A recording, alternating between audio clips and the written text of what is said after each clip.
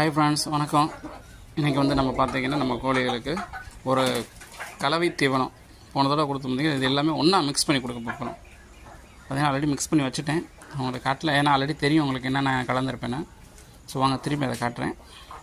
இந்த தீவனத்தில் கட் பண்ணி பொடியாக இருக்கிறேன் கேரட், கொஞ்சோண்டு சின்ன வெங்காயம் கலந்துருக்கேன், அதோட கொத்தமல்லி, ஒரு முட்டையை உடச்சி ஊற்றிட்டு அது முட்டையை ஓட பிணைஞ்சிட்டேன்.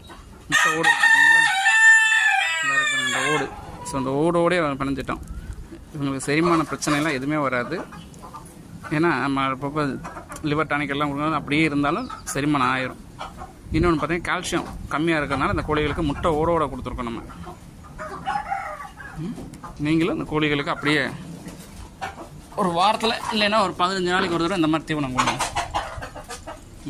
ஓகே ஃப்ரெண்ட்ஸ், பாய். முட்டை ஓடு கொடுக்குறது நல்லா பவுட்ரு பண்ணி கொடுத்தீங்கன்னா இன்னும் நல்லாயிருக்கும். ஓகே, பாய்.